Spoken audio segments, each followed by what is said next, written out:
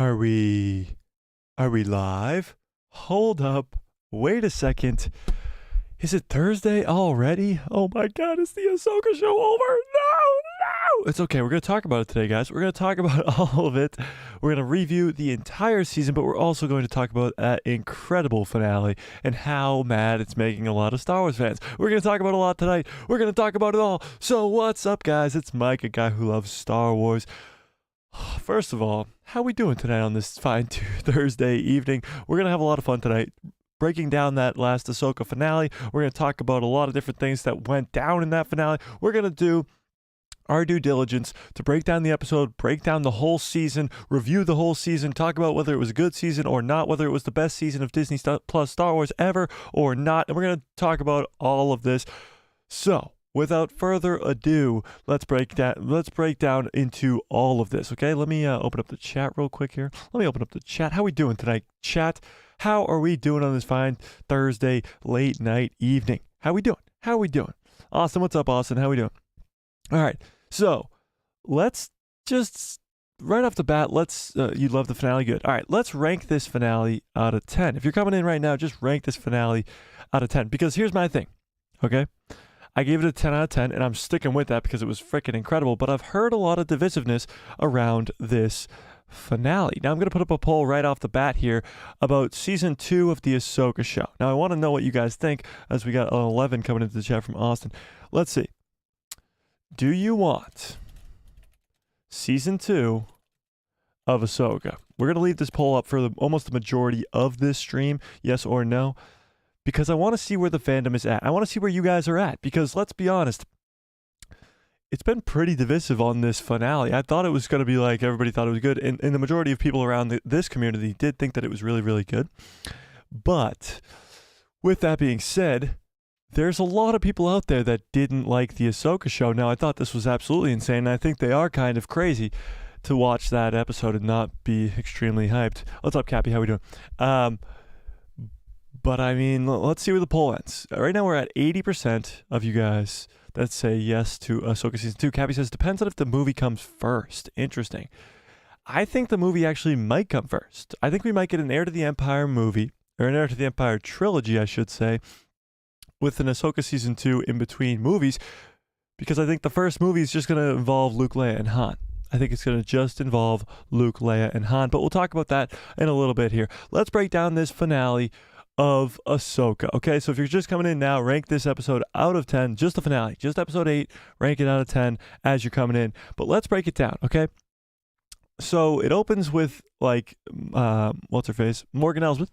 It opens with Morgan Elsbeth getting this awesome-ass sword, okay? Now, Morgan Elsbeth meets her doom in this episode, which was kind of sad, but she gets this cool-ass sword before she has to go. Now, this sword is sick. I'm really glad that it didn't get destroyed or lost or whatever. Ahsoka now has it. I mean, just the hilt of it alone. Like, if they make a prop of this, I'm buying it. It's so cool. Yeah, Mother Talzin's sword. It's called the Sword of Talzin or whatever. It is very, very cool.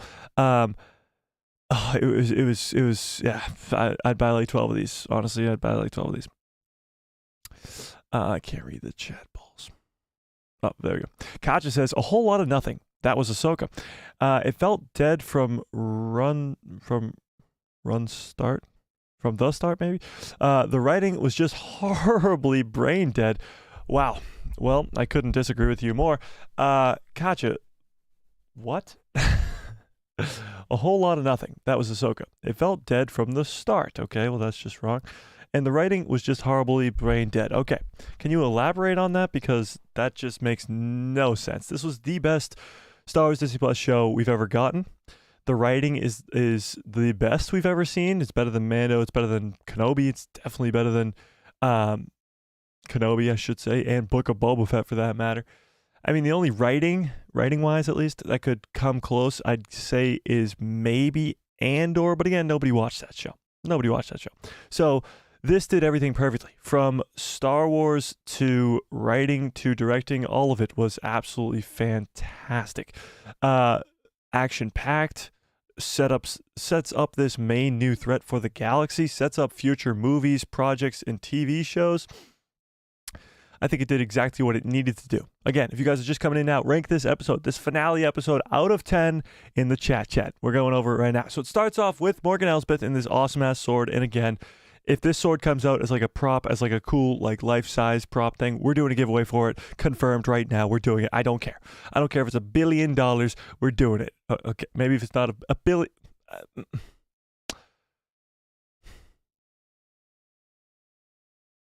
$1 billion. Okay. Then, where do we go from there? We had the attack on the naughty and the good guys, which was cool. Doom Guy, how we doing? What's up, Doom Guy? Your birthday's on the 17th, Austin? That's awesome. You gotta remind me. Are we going live on the 17th? I don't know. We'll see. But then we get this awesome TIE fighter thing where Sabine uses the last blast to take down the 2 TIE fighters, and that leaves the ship destroyed for the rest of the episode. Or at least until Huge Wang comes in and saves the day at the end. And that leaves our heroes on their way to the Chimera. Sorry. Easy for me to remember. So, with that being said, wait, what does that say? How do they make the green stuff a prop? Oh, well, it would just be the sword, I would guess, not the green stuff on the prop. Cappy. Yeah, it's the same sword. It is the same sword, I believe, yeah. Mother Talzin's sword. Yeah, I think it's supposed to be the same sword. I don't remember the sword being that cool in Clone Wars. I remember it being cool because it held with the lightsaber, but that's a different story. Yeah. All right, so moving on. So they ride their way in towards the temple. Now, what was interesting, and not a lot of people are talking about it, is when they come up upon the hill and they see the Eye of Sion coming in to dock with the Star Destroyer, and they see the temple. And Ahsoka asks Ezra what all this is about, because Ahsoka hasn't seen this temple yet. She doesn't know anything about this. And Ezra gives us a very, very important explanation here that nobody seems to be talking about, because he says that Thrawn found this first. He says he found this before me, and he woke up the 3 Night Sisters, or the 3 Great Mothers. He woke them up. Meaning, what's in the box? We've been talking about what's in the box for so long. What's up, Cole? How we doing? We've talked about what's in the box for so long. It might not be undead Night Sisters. It might not be dead Night Sisters that need to be resurrected. It might just be Night Sisters that are asleep. Now, we don't know how Thrawn woke up only 3 of the Night Sisters, why he only woke up 3 of the Night Sisters. That still needs to be explained, and I'm sure we will get that explanation. But nobody seems to be talking about that Ezra gave us the answer to a lot of questions in just that one line. He just said that Thrawn got here first. He woke up the Night Sisters. That means the Great Mothers were not there. They were there, but they were asleep in these crates, just like the rest of them are. And he woke them up. Why were they asleep? Why did they go to sleep? Why are they all hundreds of Night Sisters asleep in this catacomb? What is going on? That's a lot more questions than answers there. But it does answer the question of what's in the crates, which is Night Sisters. They're asleep. And it explains how Thrawn came to find these Night Sisters. He didn't find them, he woke them up, which is kind of insane. Yeah. So, do this tonight. Don't do this tonight. We talked about this off screen, and we had a little bit of a disagreement, me and this microphone, but shut up. But yeah, so that's very important, and nobody seems to be talking about it. I mean, everybody's like, oh, we didn't get any answers in this episode. We don't know who's calling to Balin. We kind of do. We don't know what's in those crates. Yeah, we do. It's like people just don't know what 2 + 2 is, and they can't figure that out. So we'll see. So with that being said, they ride in towards it, and Thrawn, being the ruthless son of a bitch that he is, he's like, rain hellfire on them, and just boom, boom, boom. And it's such cool action sequences from here on out. As soon as they get in, the volunteers that volunteered to literally die and come back to life, those stormtroopers are there to meet them, and they take them down. It's very Clone Wars-esque, like Anakin, Ahsoka, and Obi-Wan versus a bunch of droids, and that's kind of what got the vibes of the same. A lot of people were complaining that Ezra doesn't really know how to wield a lightsaber that well. At least Ahsoka looks like she's one-upping him all over the place. That makes sense. I don't know why people are complaining about that when that is what should happen. Ahsoka's been training for a lot longer than Ezra, and Ezra hasn't had a lightsaber for 12 years. You just expect him to just be like, oh yeah, I know how to use this thing. I'm so good with the lightsaber. I've been using it for the last 12 years. Not. We should really bring back the knots. Not. He was left without one for 12 years. So people complaining about Ezra Bridger not knowing how to use a lightsaber, guys, you're stupid. Sorry, just had to be said. Okay, so they take down the night troopers. They come back to life due to the night sisters, or the great mothers above them. Again, just seeing the real true power of these night sisters. Like, we don't know. We really don't know what the true power of these night sisters are. And having a whole army of hundreds of them, Thrawn's going to be quite the threat to take down in this other galaxy, especially without Ahsoka. So, moving on, Ahsoka gets this awesome, cool fight between them and Morgan Elsbeth. You get the cool reveal of Sabine using the Force. Now let's talk about Sabine using the Force. What does everybody think about Sabine using the Force?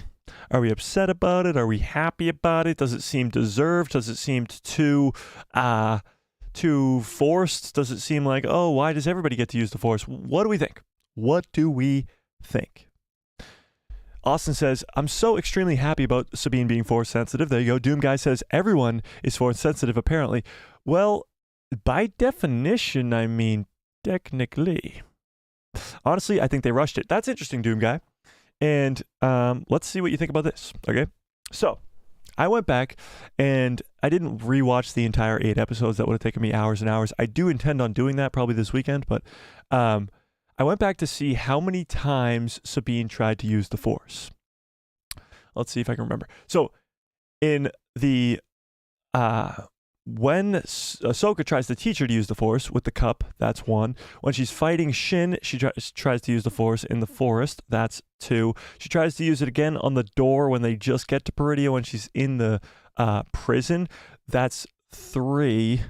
I feel like I'm missing one. I'm pretty sure there was 4. Let's say 3 or 4 instances where Sabine tries to use the Force and fails. Through 8 episodes, we still get this constant struggle between Sabine trying to use the Force. Now, not only is there this past between Ahsoka and Sabine where they trained off screen together and then they had to stop the training because Ahsoka thought she was training for the wrong reasons after her family died on Mandalore, and all that stuff got explained in this finale. After all of that happened, we still got a lot of on-screen stuff. Episode 3, I believe, opens with a gigantic, a 15-minute scene of Sabine training with Ahsoka and Hu Yang. Then we get more training and lessons just throughout the show as we go on, and especially in this finale, she gets a big one, or the entire finale is pretty much just lessons from Ahsoka. And even if you don't think that's enough, even if you don't think the 8 episodes of build-up, the stuff from off-screen is not enough build-up, how about the training with Jedi Master Kanan Jarrus in Star Wars Rebels? How about being able to wield the Darksaber when people like Din Djarin can't? I just feel like the build-up was there. Now, a lot of people compare it to something like Rey, and when you put the two next to each other, it's not even close. Rey is just pure raw strength, like 4-second training with Luke Skywalker, and even before that in Force Awakens, she just beats Kylo Ren. So that's not even close to the same thing. She's trained for about 15 years in the ways of the Force without using the Force. 15 years. Throughout Rebels, throughout the time between Rebels and Ahsoka, and then throughout the entire Ahsoka show. 15 years. So 15 years of training versus the 0 bit of hanging out on Jakku that Rey does, the two literally can't be compared. So I think it's definitely well deserved. I was definitely excited and cheering when it happened. It was so cool. And not only was it cool that she used the Force, but to put the freaking lightsaber right through the head of the fucking Death Trooper was so damn cool. Anthony, what's up, Anthony? How we doing? Bruce, what's up, Bruce? All right, let's see what you guys are saying, though. Freakseek says, Ezra looked like he was doing well with the new laser sword. He was doing pretty well, but there was definitely some rust on there. He was nowhere close to the level of Ahsoka, which he shouldn't be. But I definitely see that there was some rust there. Bruce says, rest in peace, Ray Stevenson. Was honestly heartbreaking to see that last shot of him. Yeah. We'll get to Balin here in a little bit.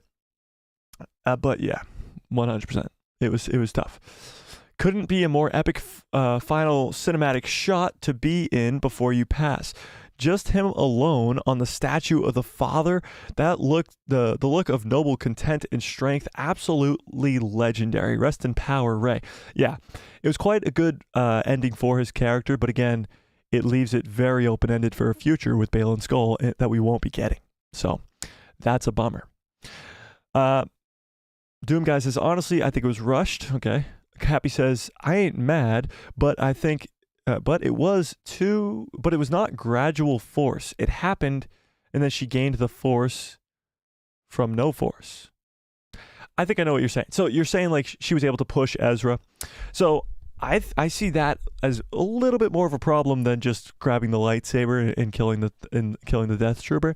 But the force push of Ezra Bridger is a little bit more needs a little bit more explanation.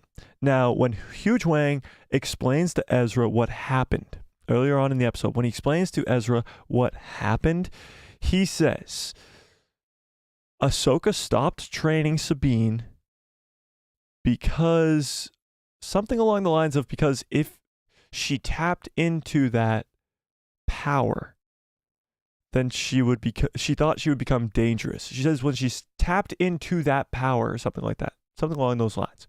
Meaning when you tap into the Force and you get to finally use it for the first time, it's not like a one and done thing. You've finally trained and been able to use the Force. So although I do think maybe pushing Ezra might not be the craziest thing. Ezra's probably only like 170, 200 pounds maybe at most. Pushing Ezra up like that, although it's kind of crazy, she has to use both hands. She seems to be struggling a lot. It's kind of crazy. He also doesn't make it. Like he has to grab onto the bottom and then pull himself up. So he doesn't really make it. But I can see the argument there. I can definitely see the argument there. And I cannot really justify any of that because still, there's no explanation to if you can use the Force, can you use the Force?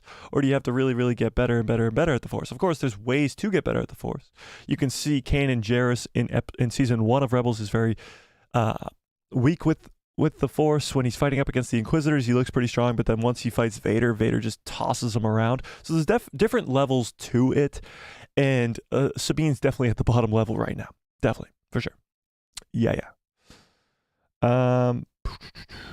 Where did I go? Oh, Freak Zeke says, some fans said it should have happened sooner. Really? I have not seen that at all. I guess I've been just getting a lot of the crap on Instagram.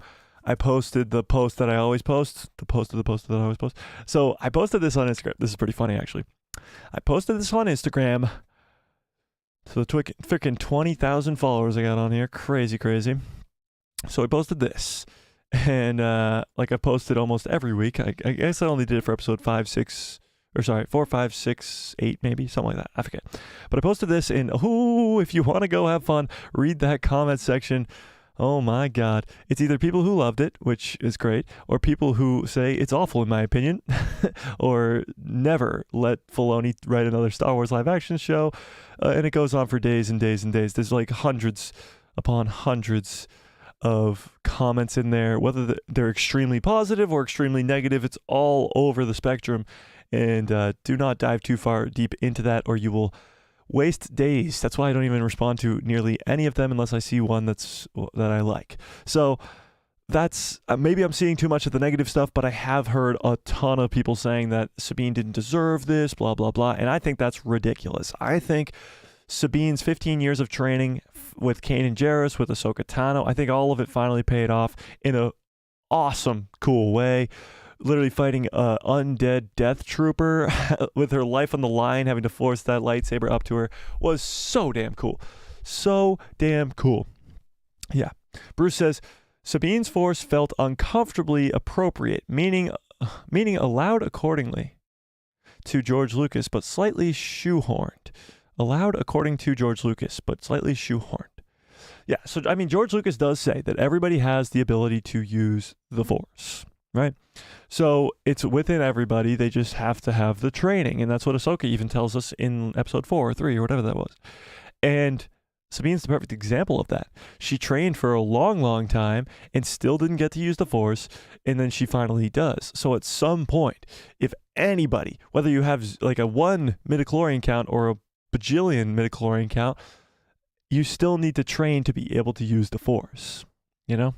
And maybe some people have to train more than others. Yeah. Doom Guy says, if she hadn't trained so much off screen, I wouldn't have as much problem with it. She did train a lot off screen, but most of her training is on screen. She trains a lot in this show, but she also trains a lot in Rebels. I should clarify that I think the context of her Force ability so quick is my objection. So yeah, the push, I'm guessing a lot of people do have complaints about the push, and I think those complaints are valid. The push is a little bit more of a stretch than just the force of the lightsaber, but again, Ezra doesn't make it. He has to grab onto the bottom and then pull himself up with the Force, which was cool. And she struggles. She has to use both hands and all that stuff. We see Maul do that with Maul does that in Rebels easily. Like barely even moves his hand. He's like, bye Ezra, and flings him across. So yeah. What's up, Anthony? Big pimp felon. Jesus. Shit, I just scrolled all the way to the bottom again. Are you kidding me? Are you kidding me? No.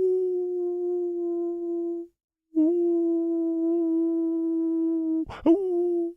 What the hell? Where did this go? What the frack? Where did this go? Oh, there we go. Finally. Let's talk about Abeloth. We'll get to Abeloth. We'll definitely get to Abeloth, yeah. Yeah, training off screen doesn't thrill me.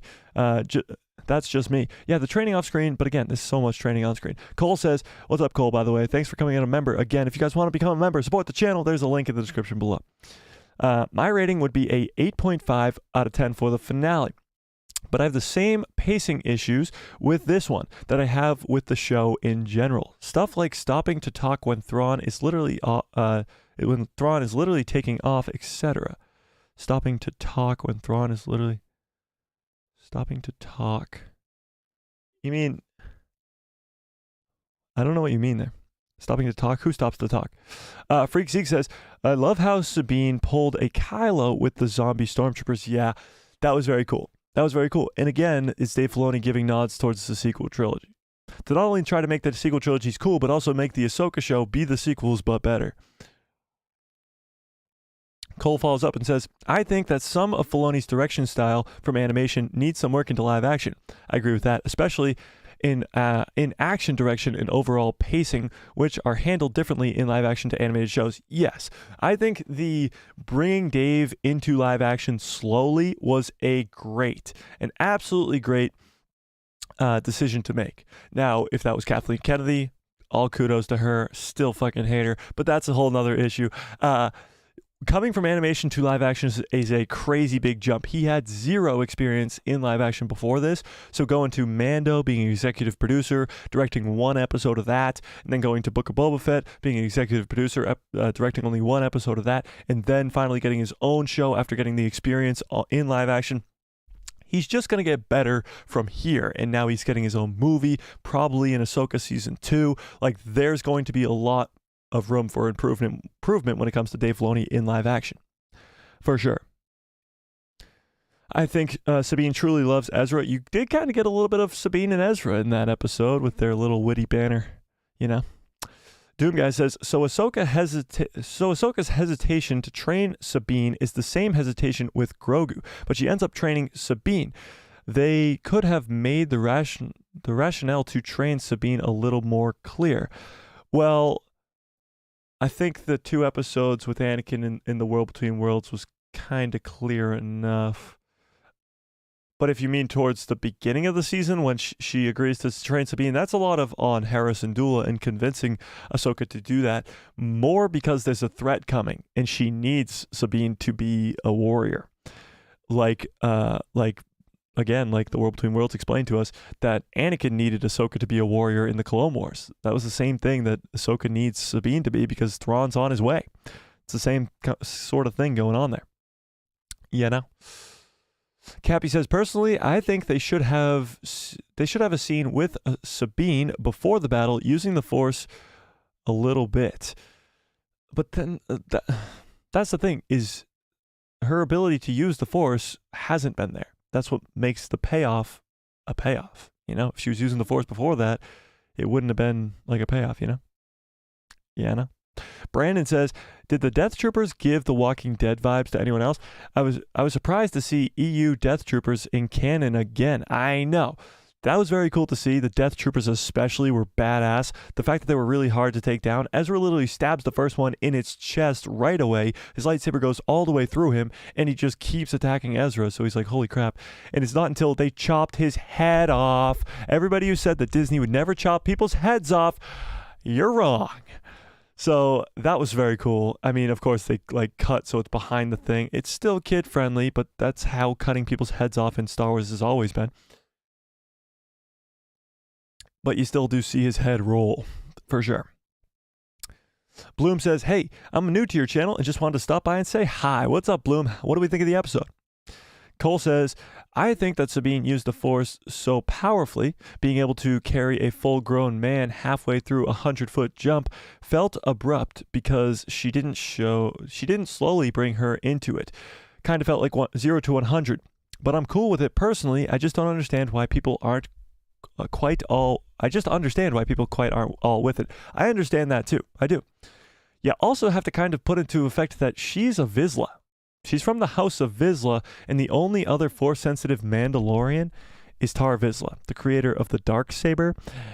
So I think that might actually be brought into play here because Dave Filoni and George Lucas created this whole lore behind the Darksaber, behind Tar Vizsla, behind the Mandalorians. There's only one Mandalorian in the history of Mandalore that was Force-sensitive and created the lightsaber, and that's Tar Vizsla.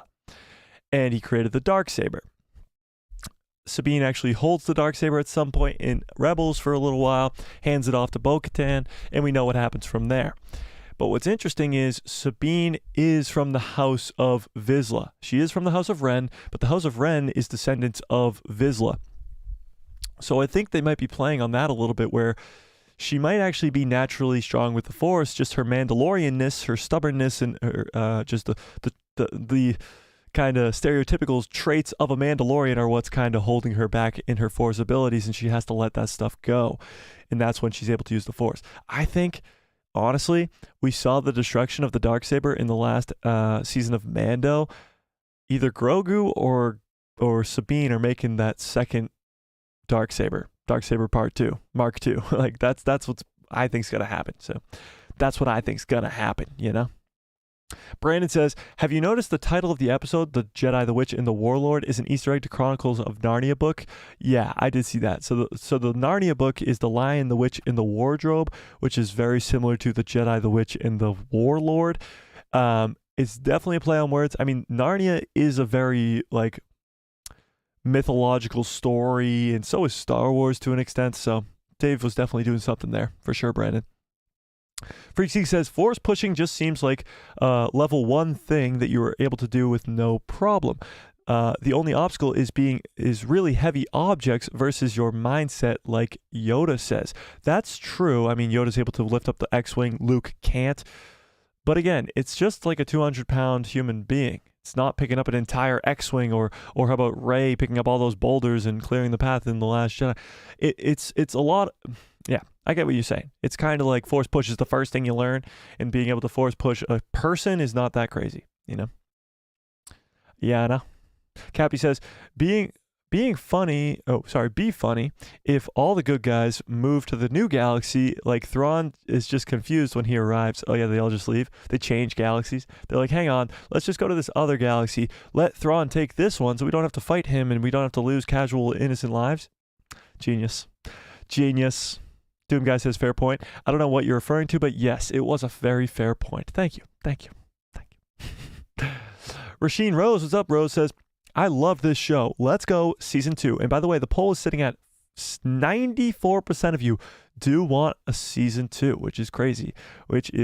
Katja says, they desperately need a villain. Thrawn is not enough. Ooh, interesting. Do you guys not think Thrawn is enough?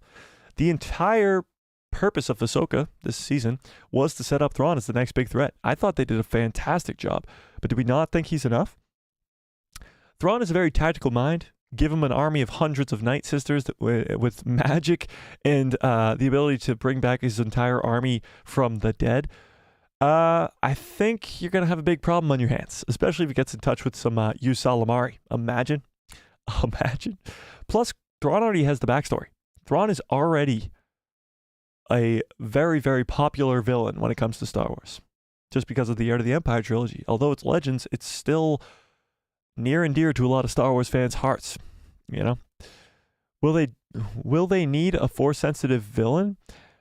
I don't think you need a Force-sensitive villain. I get where it would come into play and actually be a big, big help. I mean, there's no denying that Thrawn versus Luke in a 1v1, it's Luke all day long. Thrawn in a 1v1 versus Ezra, even Ahsoka, even any Force-sensitive in a 1v1, it's game over.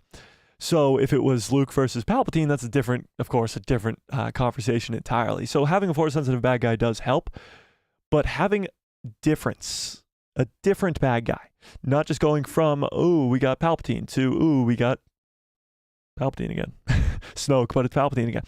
To going to a new Sith Lord, or going to Darth Krayt, or either Darth Krayt would be sick, or going to whoever, Darth bloobity blah. It would be very much the same. Having Thrawn be this tactical genius and warlord and stuff like that is different, and it's cool. It's different, and it's cool. Yeah. Cole says, I think Thrawn will pick up in his movie. We haven't seen his face in large seeing him face a large opposing force. He did just face 3 Force users, but yeah, that's where his talents really shine. Yeah, so I think if he comes in and takes Coruscant, takes the capital of the New Republic, because the New Republic is stupid, takes the capital of Coruscant, I mean, he's a badass. He's a fucking badass. If he comes in, just goes boom, boom, boom, I'm better than you, I'm cooler than you, I'm way smarter than you, and just takes Coruscant, takes their capital from them, I mean, he's a big enough threat for me. They have to do it a lot like Palpatine from the prequels. Palpatine from the prequels is behind everything. He literally stages a whole entire war, galaxy-wide, just to get more power in the Senate and become the Emperor. He stages an entire war. He's the leader of the Separatists. He's the leader of the clones. He's the leader of the Republic. He's literally the leader of both sides, fighting against himself so that he can win and take over the entire galaxy. We need something like that. I know not the same thing over again, because that wouldn't make sense. But if Thrawn can come in and literally just swoop the whole entire galaxy out from under the New Republic and take over Coruscant and take over the whole galaxy, very similar to what Palpatine does, then you're thinking of a good villain. Then you're thinking of a very smart mind villain. That's what made Palpatine so cool. He was cool with the Force. He could use Force lightning, and he was always 10 steps ahead. Yeah.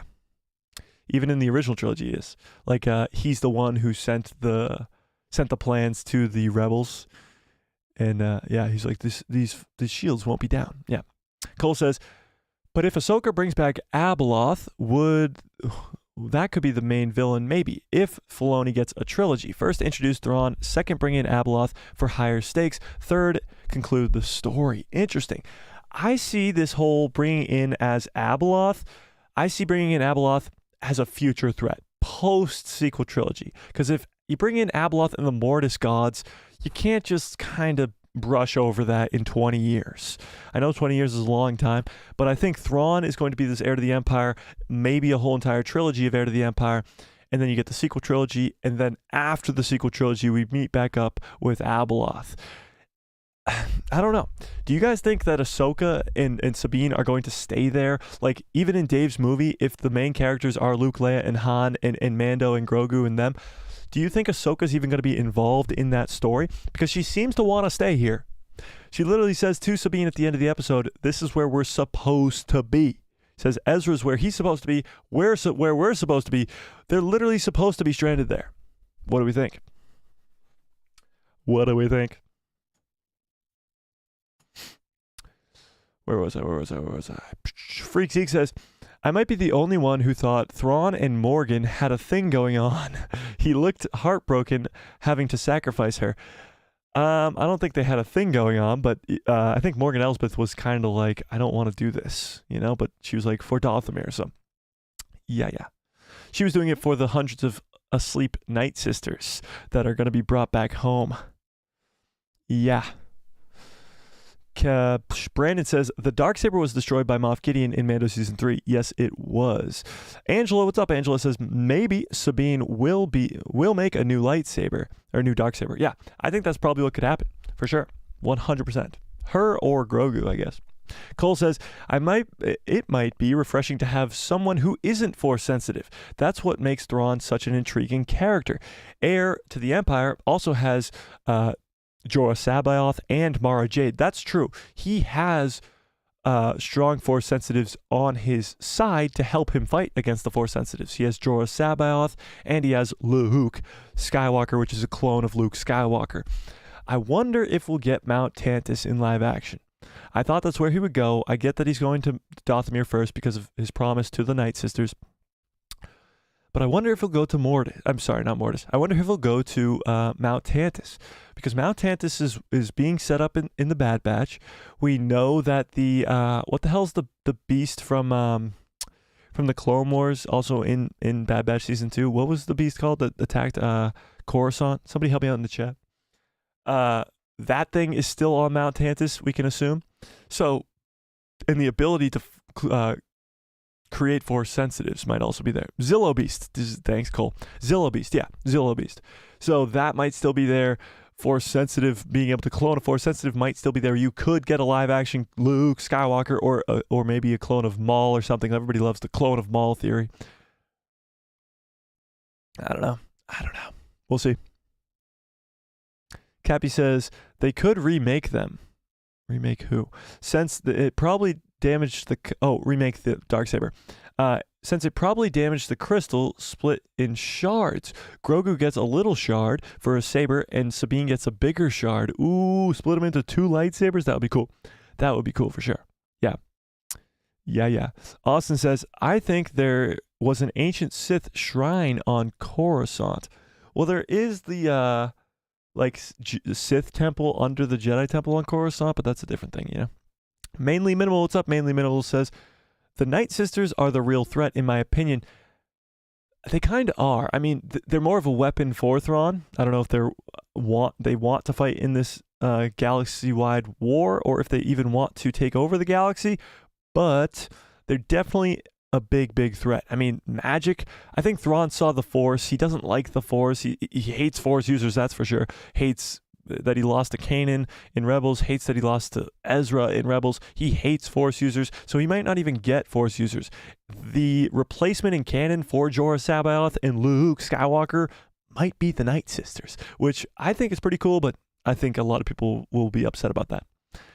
I mean, we just saw the Night Sister magic not only create this sick-ass sword that can withstand a lightsaber, but also brought back stormtroopers from the dead.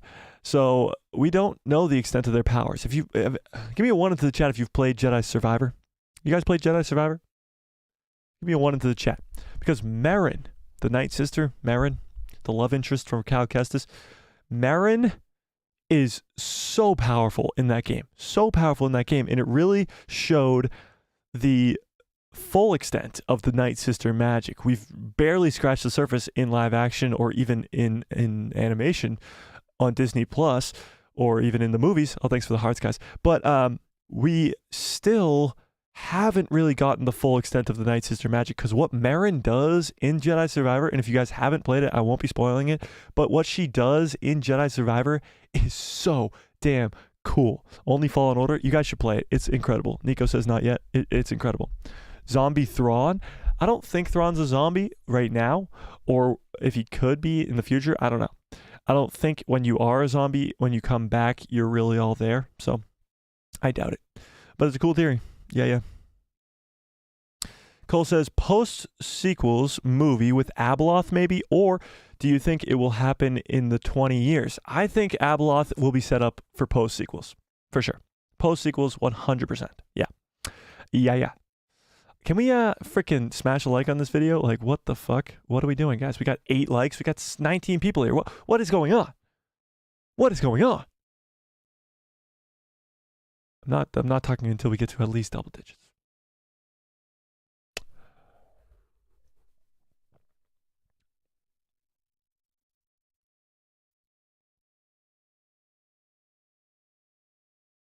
Hey, there we go. Okay. I know it's hard because I know what it's like. The live chat comes up. You can't press the like button until you close the live chat, and then I get it. But it helps the algorithm big time. Cappy says, whatever Balin will want to go back to the whatever Balin wants to go back to the OG galaxy, perhaps Ahsoka and Sabine will interfere in whatever Balin is doing. Yeah, I think so. I think Ahsoka Season 2, if there was to be one, which 96% of you do want one, if there was to be one, it would involve a lot of what's going on Peridia, because Peridia's got some weird shit going on. So let's get back into this episode breakdown, okay? So we got Ezra went home with Thrawn. We got the reunion between Ezra and Chopper and Hera, which was cool. Thrawn goes to Dothamir with the other Night Sisters, which is also setting up the Heir to the Empire stuff. But in Peridia, you have Ahsoka tell Sabine this is where they're supposed to be. You also see Morai. Now, let me pull up Morai right here. You also have Morai. So do we know who Morai is? Can I get some ones into the chat if we know who Morai is? Just give me a one into the chat, just so I can get a consensus of if we know who this owl is. Finally, Morai. I know, right, Angela? You were begging. You were begging for Morai. All right, we got a few ones. Okay, so Morai is kind of like the living embodiment of the light side of the Force. She's seen around the daughter, who is the living embodiment of the light side of the Force. So let's just do a little TLDR on what the waiting to see her all season. I know. Let's do a little TLDR on what the Mortis gods are. Okay, Mortis gods. You have 3 of them. Technically 4, but 3 of them.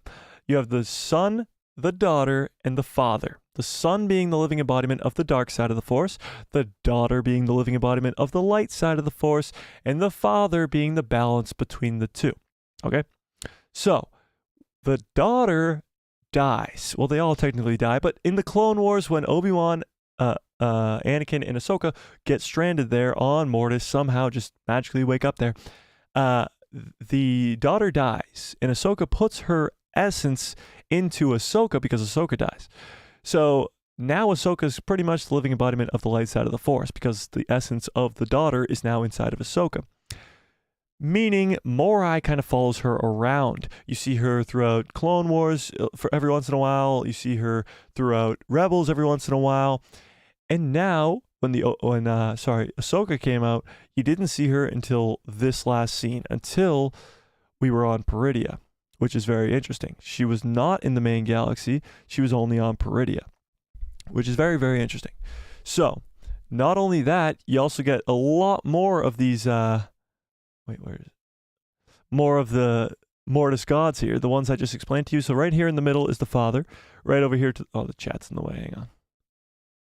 Right over here to the right is the Son, and to the left is the Daughter. Notice how the Daughter has no head, which is fairly interesting. You got Balin standing on the Father's hand, but the Daughter has no head. Now, we just talked about how the Daughter died. They all technically died in that Mortis arc, but the Daughter dies first and goes into Ahsoka. Now, Ahsoka's here on Peridia, which is interesting, and her head is gone, which is also interesting. But what I see that almost nobody's really talking about is Balin's looking off into the distance and sees a glimmer. Sees a glimmer of light, a glimmer of light up in the distance. And what's interesting about that is people think it's Abeloth. People think it's whoever's calling to him, which of course we believe to be Abeloth at this point. What's interesting and nobody seems to be talking about is that the Father is pointing to the glimmer. His hand's not like this. It's not like he's holding a pizza pie. His hand's like this. He's like, you. He's pointing. So what's interesting is the Mortis gods are dead. Like I just said, in the Clone Wars, probably over 30, 40 years before the Ahsoka show, they die. The Mortis gods are all dead, meaning these statues are probably hundreds, if not thousands of years old. Okay? Now, if this is Abeloth, let's just give a little brief description of what Abeloth is, or who Abeloth is.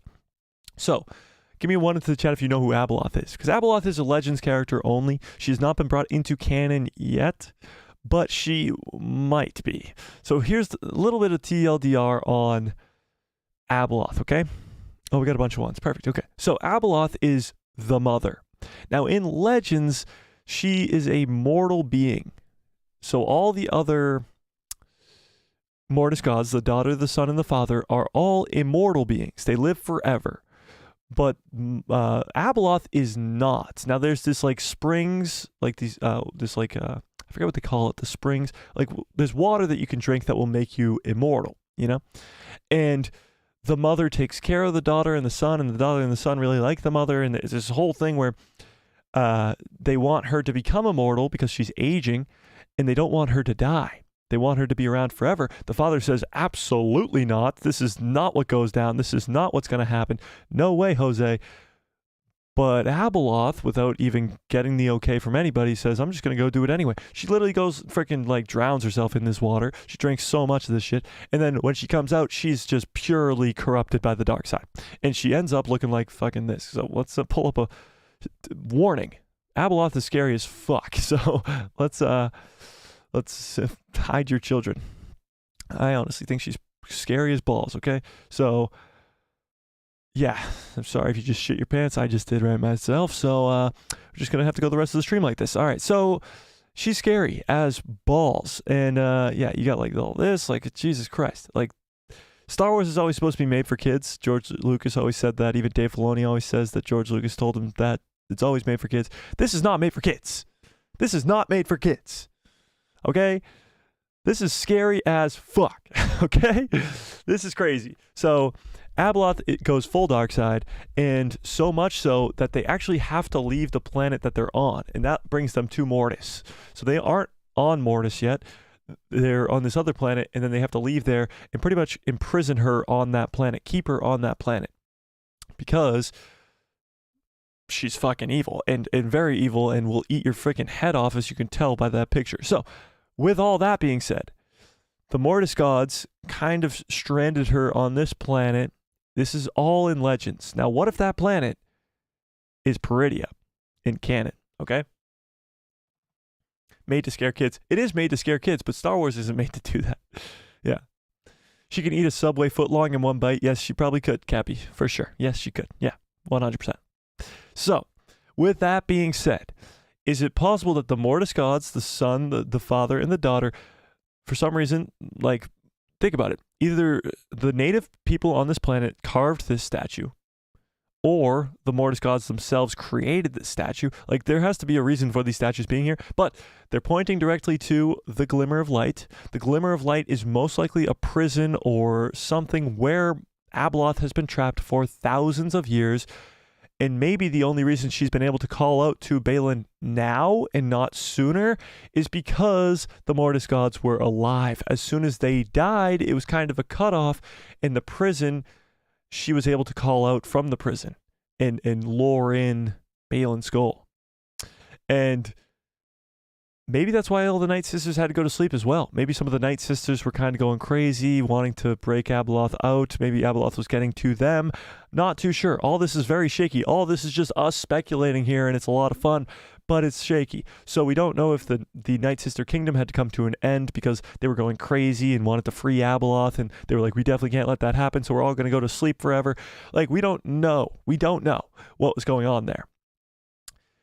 But what's very interesting is that there's statues of the Mortis gods here pointing directly to this possible imprisonment for Abeloth. I heard some people saying a theory about maybe the son is Anakin just because... Oh, shit. Fuck. Damn it. Bitch. Because of this line down his face. I mean, the son... There's a line on the other side of his face. If you like look really closely, there's a line on the other side of his face. It's what he looks like. I mean, it's not like anything too crazy. The son from Mortis. This is the son. I mean, he's got lines down his face, guys. Like, so it makes sense for his statue to have lines down his face because he had lines down his face. I don't think that's because it's Anakin or anything. That would just be a little bit ridiculous, in my personal opinion. Where the frick did this go? My God, where's this picture? There it is. Got it. Yeah. So I still think Anakin is the father, but let's just go to this, I guess, because now I already pulled it up. Anakin Skywalker's Force Ghost, okay? So not only do you have Morai nowhere else in the series except for Peridia, you have Anakin Skywalker's Force Ghost nowhere else in the sequels, at Luke's Jedi Temple, at anywhere else in this other galaxy, but he's on Peridia in this episode. So not only is Morai here, statues of the Mortis gods, and a Force ghost of Anakin Skywalker are all on Peridia, and only on Peridia, which is very, very, very interesting. There's something going on with this planet, guys. There is something going on with this planet that I really, really want to explore more in a second season. All right, let's see what you guys are talking about. Cole says, doing the math, I guess that means all of us want a second season. Yeah, so 96% do. Yeah. Angela says, thought for sure that we would have seen her in the World Between Worlds. Abeloth in the World Between Worlds? I think the World Between Worlds is a lot different than most people think it is. I do.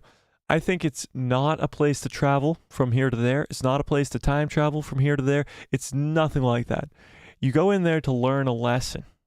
Ezra goes in to learn how to defeat the Empire. He learns that he has to make a sacrifice play just like his master did, just like Ahsoka did. He ends up saving Ahsoka for other reasons that have nothing to do with him. But then Ahsoka going into the World Between Worlds is her last lesson with her master.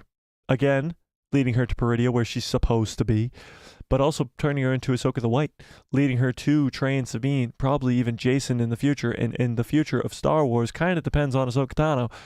And that lesson that she gets from her master for the last time is extremely important. So I think the World Between Worlds is a little bit different than we think, you know? Morai. You were talking about Morai in the World Between Worlds. Same thing. I don't think Morai exists in the World Between Worlds. I think she was only in the World Between Worlds for Ezra because it was a familiar face for Ezra. Ezra had to stop at one portal, and the only way he knew that that was the portal to stop at was because of Morai being there. Yeah. Greenbeard says, Balin looks like the father to me.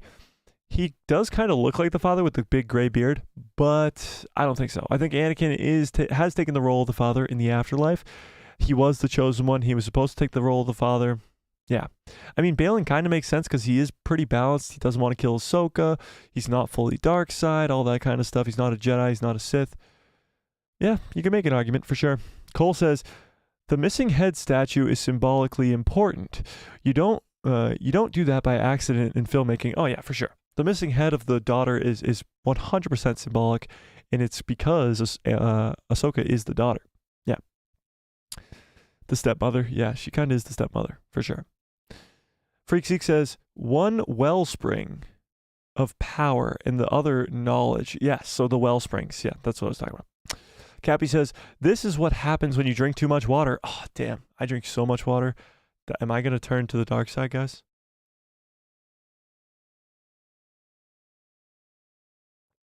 Maybe someday. She's terrifying like The Nun. I've never seen The Nun. Is the movie even called The Nun? But yeah, it's terrifying. The Joker kind of looks like the Joker. Yeah, I think she needs to visit a dentist. Looks like advanced gum disease. Yes, Nico. True. Angela says, was thinking maybe light pointing to the well or something. Ooh, you think the well is what he's pointing to? That would be cool. So again, who built the statues? Why are the statues there? Why are they pointing at the prison, that if it's a prison, where Abeloth is? That's a lot. Maybe Balin does just want to find the wellspring and live forever. Interesting. That would probably bring him back to the beginning. That would make him immortal and end the endless cycle because he would be there forever. Interesting. Darth Nihilus from KOTOR eats planets. Nihilus? Oh, Nihilus. Darth Nihilus, yeah. Darth Nihilus does eat planets. That's true. Yes, he does. Cole Reader says, basically, her entire motive is to be loved, which I think could be workshopped to be a little deeper. But she's one of my favorite Legends characters. She is a fan favorite Legends character, and I think that's definitely the route they're going with Abeloth, and I think it would be post-sequel trilogy. Imagine Abeloth just coming in and being a baddie. The problem that I'm already seeing, think about the post-sequel world.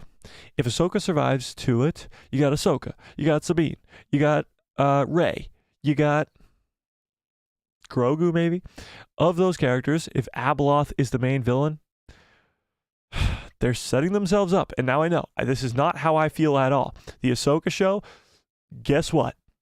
You saw 0 people, 0 complaining. Just kidding, you saw a few. But those people were stupid and dumb. You saw almost 0 people complaining that it was female-centered. The main characters, at least for the first 5 episodes, were Ahsoka, Sabine, Morgan Elsbeth, Shin Hati, Hera Syndulla, and Balin.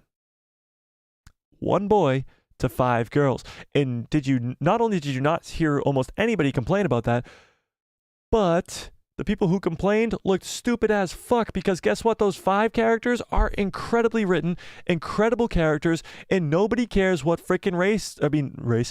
Nobody cares what race they are, but nobody cares what gender they are either, because guess what? They're good characters. But I'm just saying, in a post-sequel world, you got Rey, you got Ahsoka, you got Abeloth now, you're going to hear some complaining, for sure. You're going to hear some complaining, for sure. I won't be complaining. I'll be all for it. Ahsoka's my favorite character. She is. Second to only probably Ezra. Anakin's probably up in the conversation. So, I mean, yeah. You'll just have stupid and dumb people, kind of. Yeah. Breaking news. Girls exist in Star Wars? What? Exactly. It's a shocker to most people, you know? It's like they almost didn't see Princess Leia or Padme Amidala or Rey. Where was I? Greenbeard says, the witches must know all about the ones. They might know a lot about the Mortis gods because they lived on that planet with the giant-ass Mortis statues, so they might know a lot about the Mortis gods. You might be onto something there.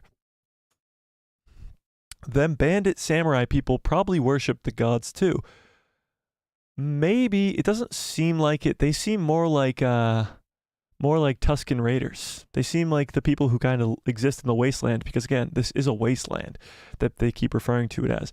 But Peridea was not always a wasteland. At some point, there was an entire Night Sister kingdom there, and at least somebody there to craft those statues. So at some point, something happened to this planet, for sure. Cole says, do you think she feeds off of the Purgles nihilist style? You think Abeloth's eating the Purgles? I doubt it. Not enough bones to form the ring around the planet, so she would be mega powered up if that was the case. Wilder theory, but still, it is a pretty wild theory, but I like it. I like it a lot.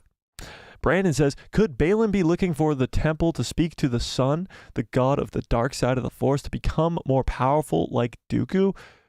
It's possible that he's searching for something like that to make himself more powerful, but I actually think he's searching for someone or something that will be more powerful that he can kind of work alongside of. I don't think Balin's the one reaching for this power. I think he's the one who wants to just be alongside for the ride, you know? Yana. Cole says, Anakin is the chosen one and supposed to bring balance to the Force, so it would make sense for him to be the father. Yeah. I mean, he is supposed to be the father, and that's the whole point of the Mortis arc. He's supposed to take the role as the father on Mortis. That's the entire gist of it. Yeah. Yeah. Mount Rushmore of a lovely family? Kind of. Yeah. Anakin should be the father? I agree, Angela. It's so twisted that the mother's so monstrous. Oh, it's so twisted to make the mother so monstrous? What do you mean? I don't follow. Angela says, Ahsoka's the daughter, obviously. I don't know about the son. I was talking about Morai in the World Between Worlds. Yeah, I got to that. Yeah, Ahsoka's the daughter, obviously. And the son, we don't know for sure. Could be Balin, I guess, but he's not too dark side to be, not dark side enough, I should say, to be the son. I would say Maul is your best bet right now in canon, but we'll see. We shall see. Anakin Force Ghost was on Endor at the end of Return of the Jedi. So 2 places. Yeah. So what's interesting is that's almost right after Anakin dies. He gets burned. His body gets burned alive by Luke in like a funeral ceremony. And immediately after is when we see his Force Ghost. Since Return of the Jedi, you've never seen his Force Ghost again. The only place is on Peridea.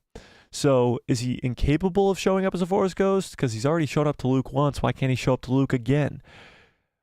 I feel like there was plenty of opportunities for him to show up to Luke. Kylo's fall to the dark side, maybe some words of wisdom there.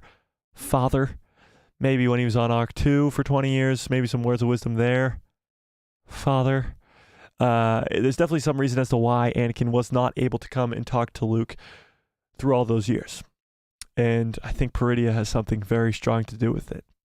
Very, very strong.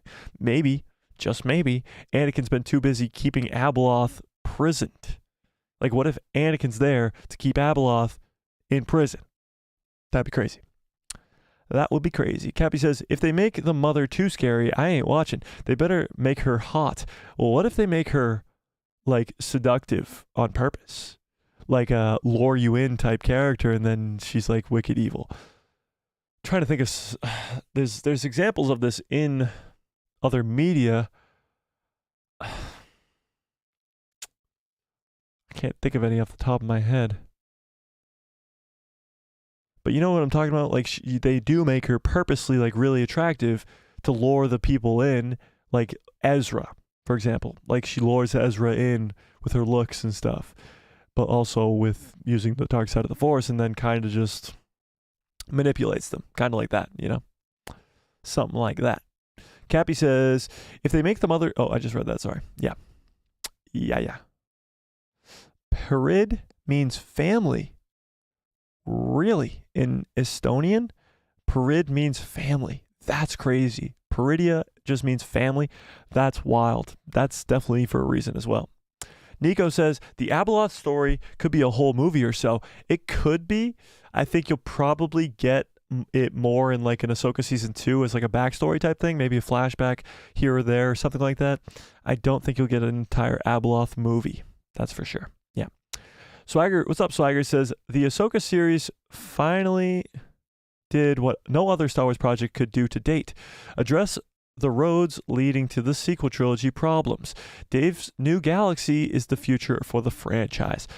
I think it definitely takes the problem of the sequel trilogy and kind of casts it to the side, because now you have, again, like you're saying, this entire new galaxy of cooler things to look forward to. You know, with Abeloth, with Thrawn coming in as the heir to the Empire, all this stuff makes you kind of forget that the sequel trilogy even exists. Now, I know that we could plant the seeds for Kylo Ren's fall, which I think would be cool. I mean, literally the coolest thing of the sequel trilogy, the coolest character, in my opinion, is Kylo Ren.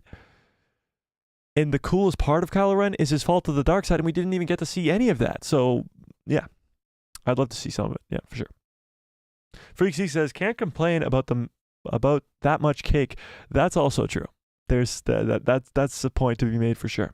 Anakin just spawned in to the galaxy before they created girls. What? Complaining about Ahsoka as cinema sins type of content, very low quality. Cinema sins type of content. I don't know what that means, but complaining about Ahsoka, same for Andor. I don't know what you're referring to, Greenbeard, but yes. Cole says, yep, write good female characters and people will like them. Don't write good, strong women. Write them to be strong characters and make them strong women and give them good roles. I agree. Hashtag writer's advice. There you go. Yeah, if you write good characters, it doesn't matter what species they are. They could be a freaking Twi'lek. They could be a Naughty. They could be an Ewok. Doesn't matter what gender they are. If they're a good character, they're well written, they go through an actual arc. I feel like that's why it's ridiculous that people are complaining about Sabine using the Force, or Ahsoka going from being angry and upset and guilty to Ahsoka the White. It's called story, ladies and gentlemen. You have to go on an arc to go from one place to another so that this story means something. If Ahsoka was the exact same she was in episode 1 as she is in episode 8, then you have a problem. If Sabine is the exact same she is in episode 1 and episode 8, you have a problem. You have a show that went 8 episodes and went nowhere. Had no arc. Had nothing. So you gotta have an actual good arc for a character. That's why Ahsoka starts out as a whiny little baby in Clone Wars. She's whiny, she's annoying, she's the annoying little sidekick, and then she becomes one of the most iconic characters in Star Wars. Yeah. Swagger Like Us says, Mike, I see Dave Filoni fleshing out this entire new galaxy in a Clone Wars, in in a Clone Wars type show in the years to come. Grogu, Jason, Cal Kestis aren't in the sequel trilogy. I want to see their future adventures in this new galaxy. Yes, well, Grogu, Cal Kestis, and Jason, all three of them aren't in this galaxy. I'd love to see their stories played out for sure. They're not in the sequel trilogy. Maybe they do end up in this new galaxy. That remains to be seen. But yeah, I completely agree. I think there's something bigger going on in this galaxy. The thing is, it's a new galaxy. It's a new galaxy. And we've only been to one planet, Peridia. That means there's a whole galaxy going around. Now, they don't know the hyperspace lanes, so they can't travel from here to there. You know? So they don't know how to travel to another planet in this galaxy. They'd have to go sublight, like Mando does in Season 2. But there's more than just one planet here. You know? Freakseek says, Abeloth reminds me of Melina from Mortal Kombat. I don't play Mortal Kombat, but sure. Yeah. 100%. Brandon says, any anti-Disney YouTuber will complain and boycott about new Star Wars content like Geeks and Gamers and The Critical Drinker. I've heard of Geeks and Gamers. I've not heard of The Critical Drinker, but I don't watch either of their content, so I cannot speak to the validity of that. But from my personal experiences on YouTube, watching Star Wars creators on YouTube, which I don't really do all that often anymore, there is a ton of negativity when it comes to the Star Wars community on YouTube. And there's a lot of anti-Disney people. There's a lot of anti-just Star Wars people at this point because they know that they can either make money off of being negative or whatever it may be. And sure, if they're making money, I guess good for them. But that's pretty much the entire reason I created this channel in the first place, to create a positive environment where we can talk about Star Wars in a positive light. And if it's bad, we'll have a civilized conversation about it and not just crap on everything that ever happens. But if that's what they want to do, that's what they want to do. That's fine by me.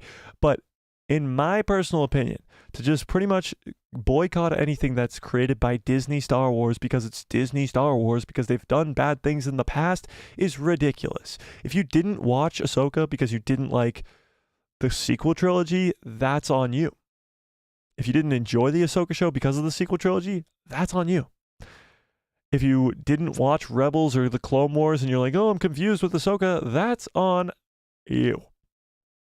Yeah, that's my take. Greenbeard says, there was a good reason to hate Disney after the sequel trilogy. I agree with that. But it's as if some Star Wars content creators can only make that kind of content now. It does seem like I think the problem they would have is if they tried to make something positive, they'd lose all their following. That's what I think would happen. I think they would lose a ton of their following, and they don't want that. They're obsessed with the money now, you know? Yeah. Angela says, Night Owl got work in the morning. See you later, Angela. Thanks for stopping by. Brandon says, yeah, their content is repetitive and annoying if you see their thumbnails. I can only imagine. I can only imagine, Brandon, for sure. Swagger Like Us says, those negative channels didn't exist until YouTube monetization came out. In other words, negativity sells, and that's really unfortunate. Oh yeah, negativity 100% sells. Okay, I made a joke short. Let's watch the short. Do you guys want to watch the short? Let's watch the short. Do you want? Give me a 1 into the chat if you want to watch this short. Let's watch the short. Do we want to watch the short? Should we watch the short? Let's watch the short. Do we want to watch the short? By the way, guys, since Ahsoka's now over, thanks for the 1, by the way, Greenbeard. Since the Ahsoka show is now over, the channel from before the Ahsoka show to now is insane. Shout out to all you guys. Give me a 2 into the chat now because I just said give me a 1 into the chat. Give me a 2 into the chat if you guys are new to the channel and weren't around before Ahsoka started. So 8 weeks. Put a 2 into the chat if you're new to the channel, because the Ahsoka show, I think we're up over 500 or 600 subscribers since the Ahsoka show started. So look at all those 2s. Look at all those 2s. The awesomeness that came from the Ahsoka show for this channel, but for Star Wars in general, and this channel is just a small sample size of that, is ridiculous. It's so amazing for the Star Wars brand, and it's awesome to see. All right, let's take a gander at this. All right, so this short has the most views of any of my shorts ever, I believe. And it's 33,000, okay? So the gist of the short is that it's supposed to be funny, okay? It's supposed to be funny. It's supposed to be funny, okay? And it's about episode 5 when Ahsoka doesn't have her headpiece on, okay? So let's just watch. Let's just watch. This one. Oh, why is it so quiet? Fuck. Why is it so quiet? Hang on. I can change this. I can fix it. Let me fix it. Let me fix the volume real quick. Hang on. How do I fix this volume? Shit. I can fix it. From Force. Up. Shut up. Shut up. Shut up. Shut up. Okay. I think I fixed it. There we go. So remember, it's supposed to be funny. You might not think it's funny, but it's supposed to be funny. Brandon just subscribed. Brandon, you haven't been subscribed this entire time. What the hell, Brad? Just kidding. Much love. Thanks for the subscribe. This one scene from Ahsoka episode 5 should not be shown to kids or to anybody if they are easily frightened. This last episode of Ahsoka gave us some incredible scenes with Anakin Skywalker and Ahsoka Tano in the World Between Worlds, and some very cool flashback scenes to the Clone Wars where we even get to see live action Captain Rex. But this scene, and this is your last warning to look away, you might your pants. After Ahsoka comes out of the World Between Worlds and was saved by Hera Syndulla and the others, she wakes up on her ship and looks like this. If you ever wondered what Ahsoka looked like without her headpiece on, I blame you. I don't think I'll ever sleep again. When did Star Wars become a horror film? Okay, so I haven't watched this in a while, like since I made it. I made this weeks ago, obviously, when it first happened. But it's funny. Is that not, like, does that not come across as a joke? Because if you read the comment section, people are like, it looks great. What are you talking about? Like, people are actually upset. But what's funny is this is the most views of any short I've ever created. And it has the most views because people, for some reason, thought of it as like I was being serious. People thought I was actually like scared of Ahsoka with the thing.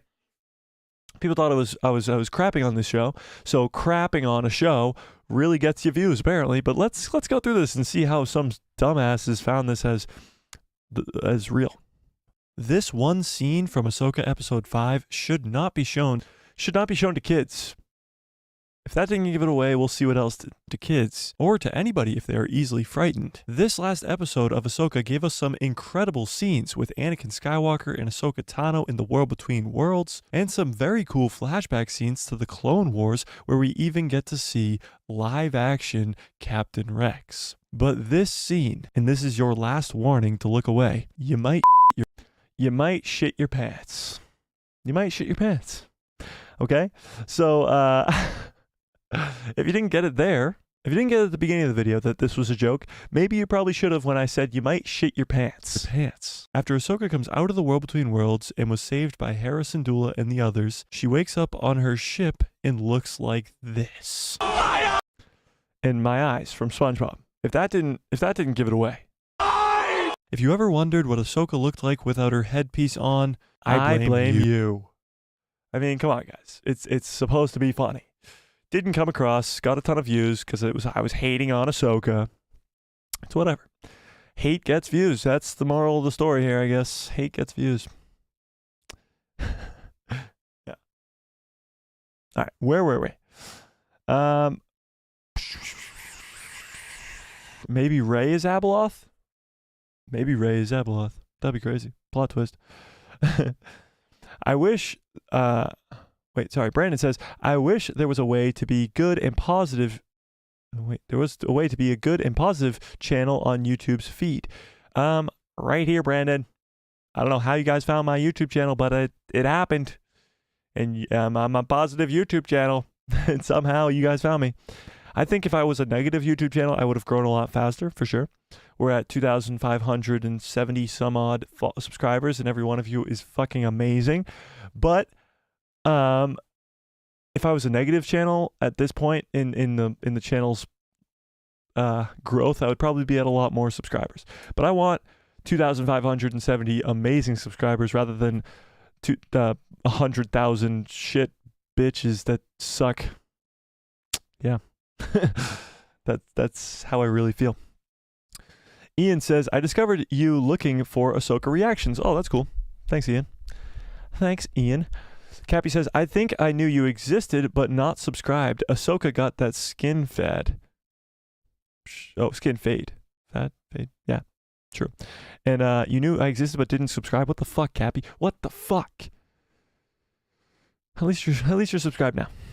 I can't believe you're offended by Togruta nudity. Oh, yeah, it really got to me. Really got to me. Why so serious? I know, right? It seems innocent. It's like nudity. Oh, indecent. Sorry. It's like nudity. That's true. It's true. Brandon says, this is technically true from a certain point of view. It's true. Darth Revan, what's up, Darth Revan? It's been a while. What the hell, Revan? Where you been? What do we think of the finale, Revan? Ian says, I don't know. My Enoch is Jar Jar tweet didn't get any traction. That's a great tweet. Ian, are you following me on Twitter? I think you're following me on Twitter. Ian, follow me on Twitter. I'll retweet that for sure. That's hilarious. Brandon says, I found your channel through YouTube recommendations. Thanks, YouTube, and thanks, Brandon. That's awesome. That's awesome, Brandon. That's awesome. Let's tell YouTube to keep doing that. Let's tell YouTube to keep that up. Let's do it. God damn it. Can I please get some good cups? Follow orders in the chat, please. All right, so now that Ahsoka's over, let's take a second to talk about the good cup that follows orders. Okay.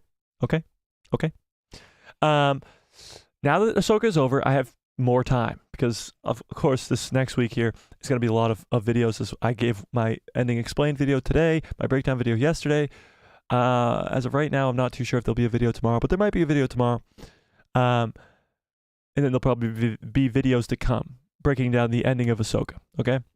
So there's a lot of videos to be made, but starting next week, we're going to do members only Discord, members only live streams, and the biggest thing I think is call-ins. Call-ins on live streams. Now we're probably going to do them only once a week, whether that's Tuesday, Thursday, or Saturday. We'll do call-ins for people who love Star Wars, the members only call-in stuff. So that will be live. If you're a member, you can call in. It'll be a lot of fun. And the merch shop. So members will also get a discount to the merch shop. In the merch, the first merch piece of merchandise will be a cup, a mug like this. A mug like this. It won't have Ahsoka on it, but it will be a mug like this, and it will say Good Cups Follow Orders on it, okay? So that's what we're kind of working on behind the scenes, you know? Yeah. Greenbeard said, so episode 8 ruined my timeline dilation theory. Yeah, that's true. It did. Yeah, for sure. Darth Revan says, I've been trying to avoid spoilers for the finale. I loved it, though, especially the reveal at the end. I freaked out when I saw the statues. Yeah, me too, Revan, for sure. And no worries. No worries about trying to avoid spoilers. I get it. Brandon says, could Ahsoka Season 2 begin with the Shadow Council meeting Thrawn and his army on Dathomir? I think Ahsoka Season 2 could be incredible. It could explain Thrawn rising to power with like the Shadow Council and all that other stuff and the remnant of the Empire. It could also explain Harrison Dula and Ezra explaining what's going on, that Thrawn is here, them trying to explain to the New Republic, them not listening to them, then going to have to try and ask Leia for help. She goes to ask Luke for help, all that stuff in that galaxy. But then, of course, on Peridia, you got Ahsoka and Sabine and Morai and the frickin' Mortis Gods and Abeloth and Balin and Shin and Force Ghost Anakin. There's a lot to get into in this other galaxy, so there's plenty of story for a second season, and 97% of you do want that second season, which is awesome. But yeah, I do think it could start with a Shadow Council meeting for sure. Yeah.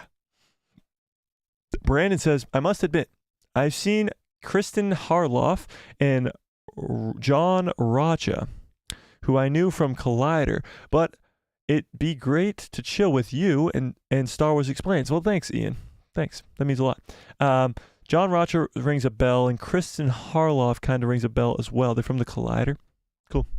Ian says, Balin clearly sees the Mortis ones as the beginning of using the Force. Yeah, well, they kind of are.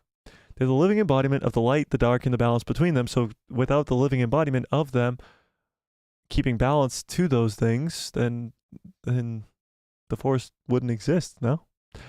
when you get into that kind of realm of stuff with the wills of the Force and the Mortis gods and all this other stuff, it gets shaky.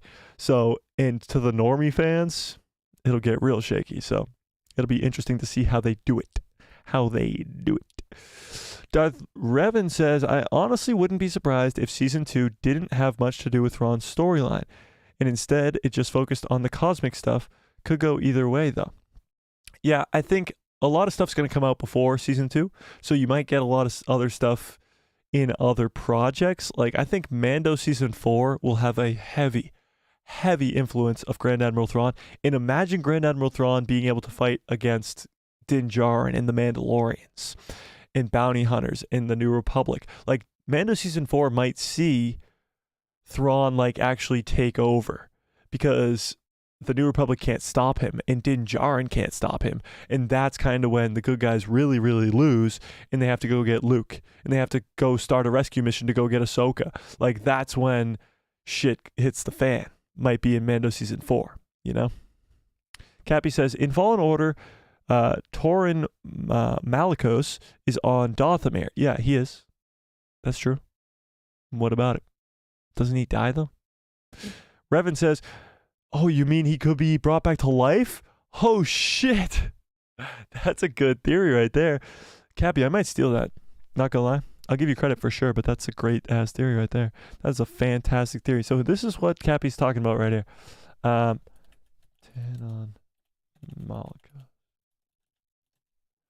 Fallen Order. This is what he's talking about here. This guy from Jedi Fallen Order, who you fight on Dathomir. This old dude right here. Badass, Sith Lord, red lightsabers, the deal. The whole deal. So, he's badass as fuck. He's sick, he's cool, he's set up in Jedi Fallen Order. He's got 2 red lightsabers. Does he die? Somebody help me out. I'm pretty sure you kill him, correct? You kill him in Jedi Fallen Order? Does he die? Yeah, he's stuck in the ground, not dead. Oh, I have to replay this game. Does he die? Death. We'll put in death, see what the internet gives us. Oh yeah, Merrin puts him in the ground with the Night Sister magic. Oh shit. Oh shit. Oh shit. Oh shit. This is my video. This is the video for tomorrow, ladies and gentlemen. I'm writing it down right now, Cappy. This is crazy. Okay. Taron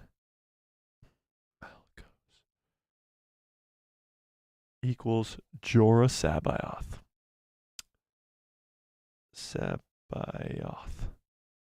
I think this could be your canon version of Jorah Sabaoth. I think that this guy might be the Force user that Thrawn might bring in. That is a fucking fantastic theory, Cappy. Oh my god. Imagine live action, how sick that would be. It would be so sick. And I'm guessing, let's put this in.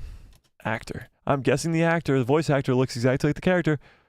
Oh, is this him? Is this the actor? Oh, he does. He does. He's a younger version of him, of course, but he does look like him with the beard and all. Give him longer hair. Give him gray hair. Oh, yeah. Oh, yeah. Is this him? Is this who plays him? Voices him? Oh, I could totally see it. Oh, my God. He looks exactly like him, just older. That is amazing. Give me him as Jorah Sabaoth. Do it. That's great. That's fantastic. Oh my god, I'm all in. I am all in on that one, Cappy. That's incredible. That would be interesting. It would be. He's an established character, only in a video game, but he's still an established character, and bringing him in to join Thrawn's army as a Force user with red lightsabers will be so damn cool. There's probably a reason as to why you didn't kill him in Jedi Fallen Order. Oh my god, how sick would that be? Who dat? Okay, so let's just TLDR for nobody who's played the game. Let's actually do our usual thing. Star Wars. Let's just look him up and do our Wikipedia. Here we go. So he's just pretty much a guy who's on Dathomir that you fight in Jedi Fallen Order. But he does have a backstory, so let's read it. He does have a backstory, so let's read it.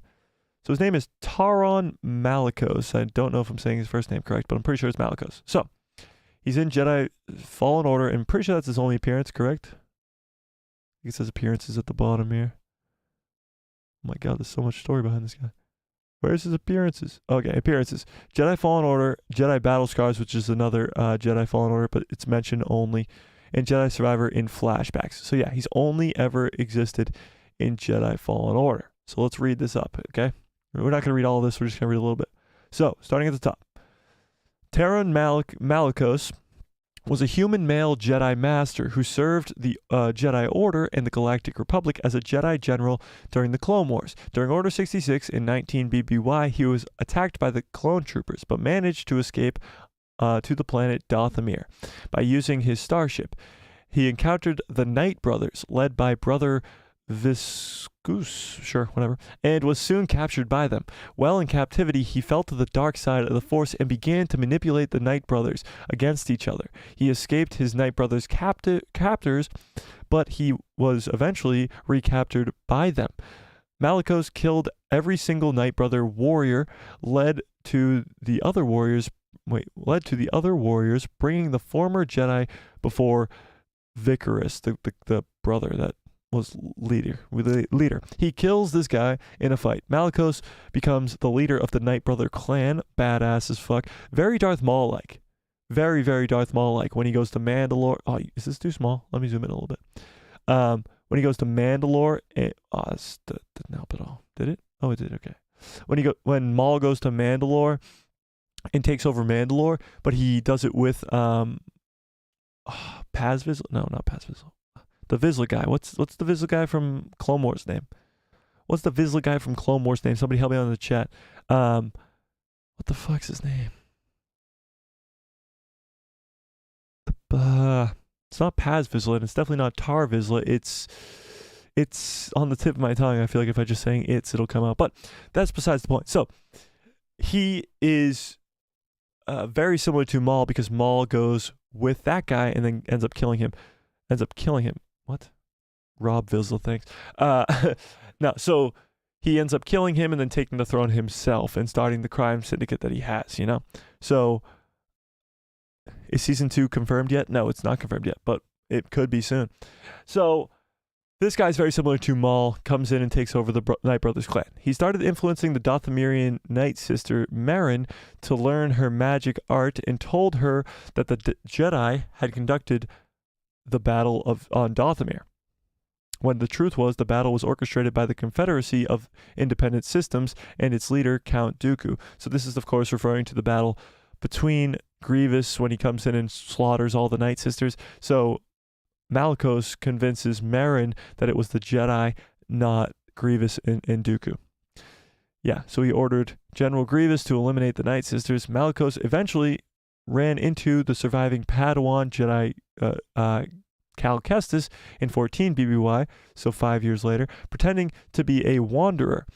He warns Kestis to stay away from the tomb of Kujet, but the Jedi declines and continues his journey. Again, Kujet, we talked about him before. Kujet, after Cal Kestis exits the ruins, Malicos probed him. Pause. But probed him about what he was doing inside. But Cal Kestis instead asked Malicos who he really was. The Wanderer then revealed himself as a former Jedi. Malicos tries to turn Cal Kestis to the dark side by convincing him to harness the power of Dathomir, but Merrin appears. Merrin then attacks Malicos and Cal Kestis by unleashing Night Sisters zombies from the remains of her dead Night Sisters. However, Cal Kestis and Malicos both manage to escape the attack. When Cal Kestis eventually returns to Dathomir, Merrin concluded that Malicos, who lied to the Jedi, killing her fellow sisters, within the tomb of Kujet, the Padawan and Night Sisters decide to take him out. Malicos tries to turn Cal Kestis into the dark side again, but the Jedi refuses, ensuring the duel between the two. Cal Kestis won the duel with the help of Merrin, who buried the fallen Jedi with her magic. This is key. Does not kill him, buries him with the magic. Very interesting. Pre-Vizsla. Thanks, guys. Pre-Vizsla. So that's who Malicos is, okay? Could he be brought back to life by these Night Sisters, or unburied, I should say, out of his tomb? Oh yeah. He's a dark side user, would be the perfect Jorah Sabaoth. Oh my god, this might be perfect. This might be absolutely perfect, Cappy. What a great theory. What a great theory. Freakseek says that would be interesting. Interesting. What do we think is more likely? For Shin to be a canon version of Mara Jade, or are they going to bring back Mara for the movie? Interesting. I think Shin to be a canon version of Mara Jade is more likely, just because of the fact that Mara Jade has a very specific character arc that would be hard to pull off at this point. Not impossible, but I'd say it's more likely that Shin would be. Yeah. And no, season 2 is not confirmed yet. Yeah. Cole says dub theory. I'm 100% doing that theory. Shout out to Cappy. I will give you credit for sure in the video as well. That's awesome. Very cool. Very, very cool. Very cool. All right, let's talk about... Oh, wait, sorry. Now that Shin is trapped in the other galaxy, I'm not sure how she would get to her and Luke together. Well, Mara Jade wouldn't have to be with Luke Skywalker. She could be the same sort of thing with Ezra Bridger or even somebody else. She doesn't have to fall in love with anybody. She can still be a Mara Jade type character, you know? Let's get to this whole Baylan thing that's at hand here, okay? Ray Stevenson sadly passed away in May of this year. And now his character is set up for this incredible future with Abeloth, with who knows what, possible post-sequel main villain. But now what do? Do they recast? Do they deepfake? Do they not show his character ever again? How do you respect Ray Stevenson while also continuing the story of his character? What do we do? You can look at things that have happened in the past with Carrie Fisher, where they used the stuff that they filmed to create a third movie, where they've deepfaked her face for Rogue One and other projects like that. You can look at other examples of like T'Challa in the MCU when Chadwick Boseman passed away, where they just kill his character off screen and don't show him anymore. What do you think they should do? What do you think they should do with Baylan Skoll as a character? What do we think? What do we think? Baylan Skoll. All right. I don't know. I rattle back and forth in my mind, okay? Because a deepfake would make the most sense, at least to me personally, because I don't think Baylan's character is going to survive all that much longer. If he does unleash Abeloth, I think Abeloth killing him would really set up Abeloth to be a villain, like a big villain, you know? Finish his story in a game. No, I definitely don't see that happening. Ian says recast would be most dignified. You think? Recast would be most dignified. Again, the problem with recasts in Star Wars is that they don't happen. They just don't. Other than the Solo movie, which Disney seems like it bombed. It lost money and it didn't help. Other than the Solo movie, recasts in Star Wars don't happen. They deepfake the characters. You got Anakin Skywalker, you got Luke Skywalker, Leia. They've all been deepfaked before. I think if you're going to go with Han later down the line, they'll deepfake him as well. Especially with a character like Baylan. He doesn't have that big a backstory like Luke, Leia, or Han. But to continue his character with a different actor would feel weird. And I think Star Wars is a completely different place when it comes to the whole recast thing. I think it's a character-based thing, not an actor-based thing. And that's why it's different than the MCU or any other really source of media, you know? Revan says, recast a deepfake might not look good enough and might ruin the immersion. Well, the deepfake looked pretty damn good on Anakin and pretty damn good on Luke. I don't think the looking good enough is the problem. I think conveying a performance like Ray Stevenson gave us in this Ahsoka series is what's the problem. Greenbeard says, yeah, kind of have to recast. A deepfake would be pretty awful. I don't know if it would. You know? Freakseek says, when Sabine has the has a sense of Force Ghost Anakin and dismisses it as a shadow in the starlight. It was a nod to the High Republic book that came out. I wonder if anything in it connects to this galaxy. In the New Republic, or High Republic, I wonder if any of that does connect. But actually, somebody had a theory going around that Sabine, when she's looking off into the distance, doesn't see Anakin. She's being called to by Abeloth as well. What do we think of that? Sabine is seeing just shadows in the starlight. That shadow is Abeloth calling out to Sabine as well, because just like Hu Yang told us at the beginning of this episode, she has that pull to the dark side in her because of her family being lost and all that other stuff. Now, it's probably a lot smaller now, but maybe Ahsoka doesn't hear the calling out to Sabine by Abeloth because she's strong with the Force, but Sabine isn't. And now it's being lured in by Abeloth. How crazy would that be? Imagine Sabine falls to Abeloth. Whew, that'd be crazy. Deepfakes look awful, though. You think the deepfakes look awful? Anakin? Luke in Book of Boba Fett? You think that looks awful? Darth Revan says the prequels recasted Obi-Wan. I feel like they could do it with Balin. Obi-Wan's a little bit different. Now, he is the recast. He is a recast, for sure. Yes, 100%. But it's going back, what, 30 years, something like that? No. 25 years, like that. Yeah, 30 years, right? Phantom Menace? Something along those lines. So it's going back a very, very long time. To recast the character in no time jump, it would be weird, you know? And Obi-Wan is a prime example of that, you know? Cappy says, he's only had little scenes. They can't deepfake a whole lot with just an hour without it looking weird. Well, there's other media to take from. He's been an actor in a lot of other things. I just don't know how good the deepfake technology is. That's also true. But we'll see. We'll see. A live-action Marin makes sense with the Great Mothers returning to Dathomir. Well, it obviously makes sense, but I also think she's coming to live action because Cal Kestis is coming to live action too. I don't know when, I don't know where, but he's coming. Darth Revan says, it is definitely possible that she just opened her connection to the Force, and Abeloth might be trying to avoid Ahsoka cause of her connection to the daughter. Ooh, interesting. Yeah, so maybe Sabine tapping into the Force allows her to be called out to by Abeloth. Now, why isn't Abeloth calling out to Shin? Why only Balin? And if this is the case and she is calling out to Sabine as well, why Balin and Sabine and not Shin? It's interesting. Interesting. That's for sure. That is for sure. All right. Do we got anything else we want to talk about tonight? We've been going for about an hour, 40 minutes. I'm losing my voice already, but, you know, it's whatever. Jay, what's up? Jay says, hey, Mike, sorry I'm late. Don't worry about it, Jay. Welcome to the stream. 97% of you think we should get an Ahsoka Season 2. That's pretty good. That's pretty damn good.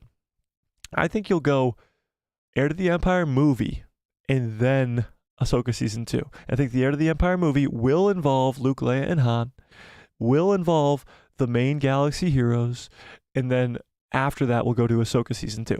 I think before the movie you'll get still Mando Season 2 and Skeleton Crew to lead up. Skeleton Crew, then Mando Season 4 to lead up, but I don't know. We'll see. Freak Zeke says, Cal and Marin in live action might depend on what happens in the third game and when it takes place. That's also true. I think the third game, it's already in development. I think you'll get it either late next year or the year after. So not for a while. But I still have this weird suspicion that we'll see Cal Kestis in Skeleton Crew. And if anywhere Cal Kestis could show up that would blow up the internet, it would be Skeleton Crew, because Skeleton Crew has like almost no hype behind it because we don't know what it's about. We just don't know what it's about. So we don't really know. But if they showed up in that, if Cal Kestis and Marin showed up in that show, my God, that would be amazing. Yeah. Deepfakes are one of the issues with the actors' strike. That's true, but this is very different. You got deepfakes for like Mark Hamill because he's like 40 years older than that character is at the time. But to deepfake a character because he's dead now, the actor is dead now, is a completely different story. Like to deepfake an actor because they don't want the job anymore is different. The actor's still going to get paid, blah, blah, blah. Like that's a whole thing. but the actor's passed away and Ray Stevenson's gone.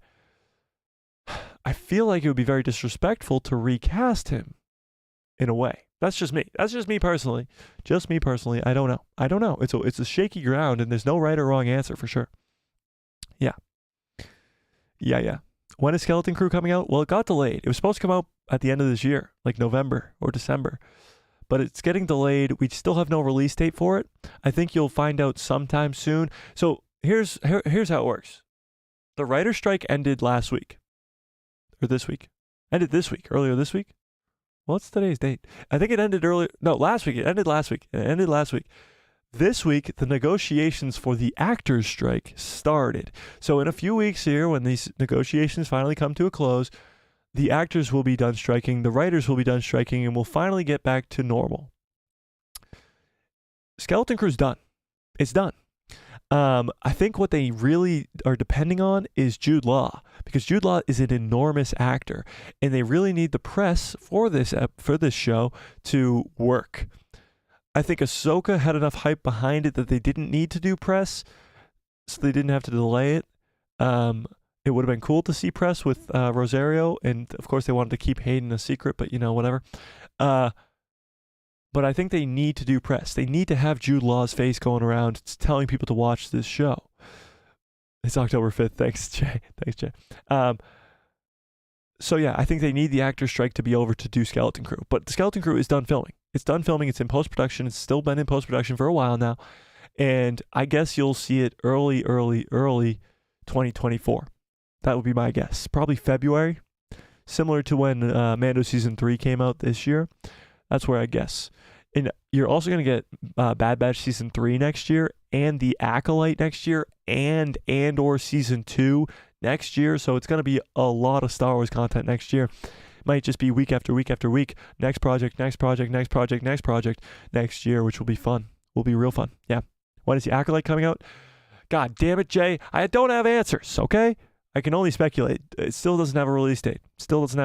But I think it will come out after Skeleton Crew, and probably in that May slot.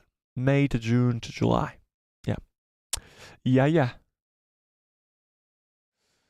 Darth Revan says, Mando Season 4 is before Ahsoka Season 2, right?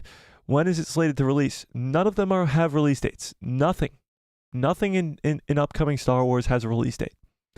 Absolutely nothing. But Mando Season 4, you asked. Mando Season 4 is supposed to come out probably, I guess, like at the earliest December of next year. So not for a while. They haven't even started filming before the strikes, of course. And then they had the strikes, so they couldn't start filming. So I'm guessing they'll start filming within the next couple of months, and we'll see where we go from that, from there. But yes, it will come out before Ahsoka Season 2. Yeah. 100%. Yeah. Greenbeard says, does Disney have the right to an actor's face? Did Ray Stevenson sign something? Lots of issues. Yeah, there's a lot of issues. And we don't know, do we know what Ray Stevenson died from?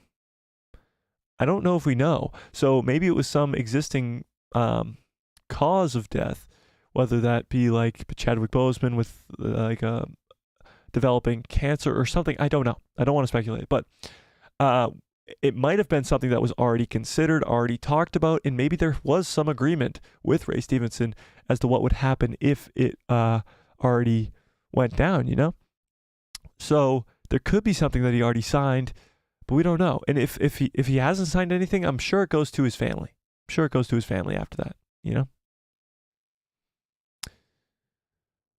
Next year's going to be crazy. Next year's going to be absolutely wild. I can't wait. I'm actually really excited for the end of this year.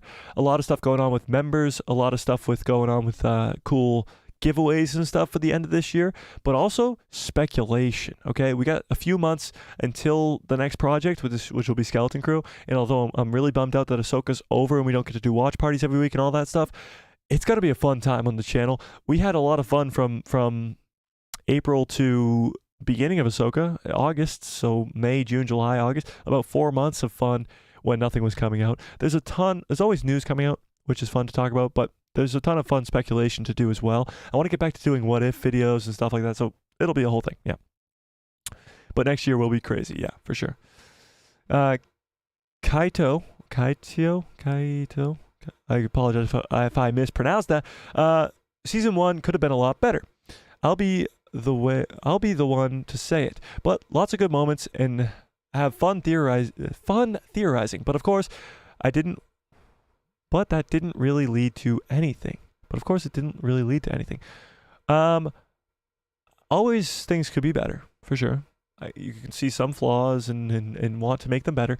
But from what we got with season 1, and to your last point, but of course, that didn't really lead us anywhere.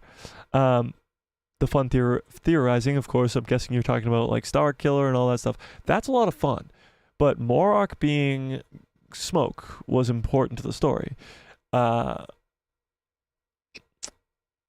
to think of something else we crazily theorized about that didn't come true. Leia not being in it maybe will come further down the line. But it did lead to somewhere. We're leading to the heir to the Empire. Thrawn's back in the galaxy. He's got to take over with these Night Sisters. We led somewhere. And now we're on Peridia, where there's the Mortis gods and all this other stuff. We got a lot to speculate about and have fun theorizing about for the next couple months, if not years to come. Swaggerly Gus says Hondo, Cal Kestis, Marin, Dr. Aphra, Rex, Bendu, etc. So many possibility cameos in the future. Yeah, they wouldn't even be cameos. They would be important. Very important characters. Cal Kestis would be extremely important in a fight against Thrawn. For sure. Ian says, it's also really hard to deepfake beards. Is it? With a wink emoji? I don't know what you're referring to. Whose beard was weirdly deepfaked? I don't recall. All right, I'm going to end this poll. 97. Is the math going to math tonight? 96. Okay, it was just 97 when the poll was up. I ended the poll and it went to 96. Are you kidding me? 96% of you want season 2 to 3% saying, no, you don't want season 2, which is great. That's almost a full 100% consensus, which is rare. Very, very, very, very rare. Yeah. All right. I think we can get on out of here. Loki season 2 started tonight, if you guys didn't know that. George Lucas is trending right now on the tweeters. So, yeah, I think we're going to get on out of here. You guys are the absolute best. What a great stream. On Saturday, we'll do some more speculation and other stuff like that, but we'll do some more of that. Oh, Jared on TV says, I guess Dave Filoni is no longer interested in post-credit scenes. A post-credit scene with Din or Luke would have been great. Now we got to wait years because of the actors' strike. Well, the actors' strike, we just talked about this, is coming to an end. They're in negotiations right now. It'll probably be over within the next few weeks to come. But it will be a long time before we get Mando Season 4, I guess a year. But Skeleton Crew will come out before then and probably involve some of these characters. But yeah, post-credit scene would have been nice. I think the reason we didn't get a post-credit scene, is because so much of this is up in the air. So much of this is still up in the air. And yeah, I mean, we don't know where it's going to go from here. And I don't think Dave Filoni even knows, really, really knows, because he has to write all the scripts still. And because the actors and writer strikes, they didn't know when they were going to end, so they probably didn't want to do a post-credit scene and all that stuff. So maybe there was a post-credit scene that got cut out. We don't know. We really don't. But I'm sure we'll find out at some point, sometime soon. All right, I am going to get on out of here and start working on that freaking video. That theory is incredible, and I can't wait to start that. Hopefully, I'll get it out to you guys by 12 tomorrow, 12 p.m. Eastern Standard Time. So come by the premiere. Shout out to all you guys who came to the premiere today. A huge help is when you guys hit that like button and comment on the videos, because it really helps the algorithm. You guys are the absolute best, greatest community in the fandom right here, right now. And yeah, so more on the membership stuff in a little bit. We'll get the Discord up and going. We'll get call-ins, some more giveaways. We'll get into some more of that for sure. Yeah, for sure.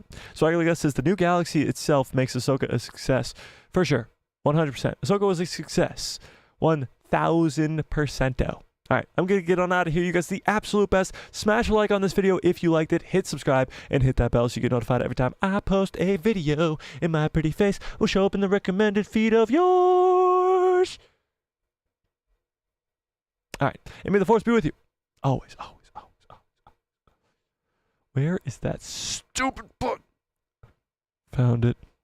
What a great stream. What a great show. You guys are the absolute best. An incredible, incredible way to end the Ahsoka show is with you guys and getting to speculate and talk about even on a later night stream. You guys all showed up and it was amazing.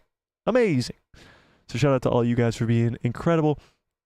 Watch out for a video tomorrow. Of course, live stream as usual on Saturday, most likely at 6 p.m. I'll keep you guys updated on that. But have a great rest of your evening. Have a great rest of your lives. And good night, everybody.